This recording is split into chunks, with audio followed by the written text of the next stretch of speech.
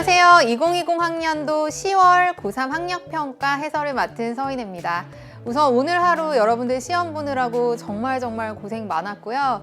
우리 이제 수능이 한 달 정도 앞으로 다가왔잖아요. 아직 끝날 때까지 끝난 게 아니니까 오늘 시험 본 결과를 가지고 여러분들 잘 마무리 하시길 바랍니다. 우선 이번 시험의 총평을 좀 간단히 해보자면요. 문제가 꽤 어려웠습니다. 난이도가 중상 정도. 그래서 선생님이 지난 7월 학평 때는 중간 정도다라고 얘기했었는데 그것보단 좀 어려웠고요. 그리고 9월 모의 평가보다도 좀 더 어려웠어요. 그래서 10월 시험인데 좀 어렵게 출제가 돼서 여러분들 좀 실망한 친구도 많지 않을까 좀 걱정이 되기는 합니다. 그런데 문제 자체가 많이 어렵다기보다는 함정이 있는 문항들이 좀 있었고요. 그리고 좀 디테일한 부분들, 여러분들이 중점적으로 보지 않았던 그런 부분들에서까지도 선지들이 나오면서 체감 난이도가 높았을 것으로 생각이 됩니다. 그래서 좀 꼼꼼하게 봐야 되는 그런 것을 좀 알려주는 시험이었던 것 같아요. 전체적으로 우선 출제된 단원별 빈도를 좀 보면요. 골고루 출제가 됐어요. 이거는 뭐 매번 시험에서 그렇습니다. 고체지구, 대기해양, 우주 파트에서 7문항, 7문항, 6문항 이렇게 고루 출제가 됐으니까요. 뭐 하나도 빠뜨리지 않고 일단 전범위를 공부해야 되는 것은 너무 당연한 얘기죠. 그런데 문항 배치가 조금 달라지긴 했어요. 보통은 우리가 고체지구가 이제 앞쪽에 앞번호 문항으로 많이 출제가 됐었는데 이번에는 1번부터 해수와 관련된 얘기가 나왔죠. 심층순환과 관련된 얘기가 나오면서 좀 배치가 달라졌다. 그래서 좀 이거 뭐지? 낯설다 하는 친구들도 있었을 것 같습니다. 그거 말고 어쨌든 전체적인 분포는 비슷했다라는 거고요. 이번 시험에서 여러분들에게 딱 얘기해주고 싶은 것은 이제 3가지 특징으로 좀 요약해 볼 수가 있어요. 첫 번째는 디테일한 부분도 이제 봐야 된다는 거예요. 이제는 우리 개념은 어느 정도 다 완성이 되어 있을 거예요. 근데 거기에 이제 좀 살을 붙여야 하는, 좀 빈틈을 메꿔야 하는 그런 공부가 좀 필요하거든요. 이번 시험에서 1번 문항은 사실 틀린 친구가 많지는 않을 거예요. 그런데 침강 해역의 위치를 지도상에서 정확하게 알고 있는지 이런 부분들을 묻고 있는 선지도 있었고요. 그리고 7번 문항에서는 지질시대의 환경과 생물에서 우리가 보통 현생누대에 대한 것을 열심히 공부했을 거예요. 고생대, 중생대, 신생대, 그쵸? 시생누대와 원생누대는 좀 소홀히 봤던 부분들이 있었을 텐데 그 부분까지도 묻고 있습니다. 그러니까 디테일한 부분을 묻고 있었다는 거고요. 그리고 10번 문항에서는 우주 구성 요소의 비율에 대해서 이 비율을 어느 정도 대략적으로라도 알고 있어야 문제풀이가 가능했었어요. 그래서 좀 이런 디테일한 부분을 묻고 있는 문항들이 이렇게 좀 있었다. 그래서 이 부분 놓친 친구들은 많이 어렵게 느꼈을 것이다 라는 생각이 들고요. 두 번째는 함정이 좀 있었습니다.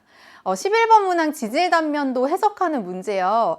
이 문제 많은 친구들이 틀렸을 것 같아요. 선생님도 대충 보고는 답이 없는 것 같은데 라고 했었거든요. 그러니까 함정이 좀 숨어있는 그런 문항도 있었어요. 11번 문항. 특히 문제의 단서 조건을 잘 봐야 했어요. 그 단서를 놓치고 그냥 선지들만 열심히 읽었던 친구들은 답을 찾기가 좀 어려웠을 겁니다. 11번 문항 함정이 좀 있었고요. 그리고 14번 문항의 기상위성 영상 해석 문항은요. 우리 익숙한 자료긴 했어요. 위성 영상 해석하는 건 선생님이 항상 강의에서도 강조했었고 적외선 영상, 가시광선 영상 둘 다 중요하게 봐야 된다라고 했었는데 그 내용은 여러분들 잘 알고 있었으나 선지에서 표현이요. 조금 낯선 표현이 나왔기 때문에 맞고 틀리고가 잠깐 혼동될 수 있는 그런 선지가 또 나왔거든요. 니은 선지. 그래서 거기서 또 실수한 친구들이 있지 않았을까 생각이 됩니다. 그래서 함정에 좀 조심을 해야 된다. 그러니까 문제를 풀 때 물론 제한 시간 안에 풀긴 해야 하지만 그래도 차분하게 집중하는 그런 태도가 중요하다. 너무 급하게 하다 보면 이런 부분들은 다 놓칠 수가 있어요. 그리고 세 번째로 문항 자체가 좀 어려웠던 거는 사실 이 정도로 뽑아볼 수가 있어요. 요 세 문제 틀린 친구들은 그래 어느 정도 그래도 틀릴만한 문제 틀렸어 라고 말할 수 있을 것 같은데 기후변화의 지구 외적 요인과 관련된 문항과 그리고 별의 물리량과 별의 종류에 대한 문항, 그래서 9번, 16번 문항은요. 사실 문제 난이도 자체가 높다라고 얘기할 수는 없으나 이 내용 자체가 여러분들이 개념 공부할 때부터 어려워하는 내용이에요. 이거 우리 지구의 뭐 자전축 기울기 변화, 경사 방향 변화, 이심률 변화 이거 어렵게 공부했었잖아요. 그러니까 이제 시험 상황에서 이 문제 풀어내려다 보니까 당황하고 그리고 제대로 내가 아는 것만큼 실력 발휘를 못한 그런 친구들이 좀 있었을 것 같습니다. 그래서 내용 자체가 조금 어려웠으니까 어렵게 느꼈을 수 있고 마찬가지로 별의 물리량과 종류 HR도 나오는 그 부분 있죠? 이것도 약간의 그 자료 변형이 필요했기 때문에 적용 능력이 좀 부족한 친구들은 16번 어렵게 느꼈을 거예요. 그리고 마지막으로 17번. 아마 이 문제 가장 어렵지 않았나라는 생각이 듭니다. 이 문제는 고지자기극의 이동을 보여주는 자료가 제시가 됐었는데요. 과거 개정되기 전 교육과정에서는 지구과학 2에 출제되던 문항이고 G2에서도 어려운 편에 속했던 그런 파트예요. 근데 그게 지금 여러분들 지구과학 1에서 출제가 되고 있다 보니까 많이 어렵게 느꼈을 거예요. 고지자기극에 대한 정확한 정의를 모르고 있으면 이 문제 많이 틀렸을 것 같습니다. 그래서 이렇게 세 문항 정도가 이제 어려웠던 것으로 선생님은 볼 수 있을 것 같아요. 그래서 여러분들 이제 이번 시험을 통해서 여러분들이 이제 앞으로 남은 시간 동안 해야 할 일은 여러분 단순해요. 우리 이 10월 모의평가, 10월 학력평가 좀 어려웠다, 좀 낙담하는 친구들도 있을 것 같은데요.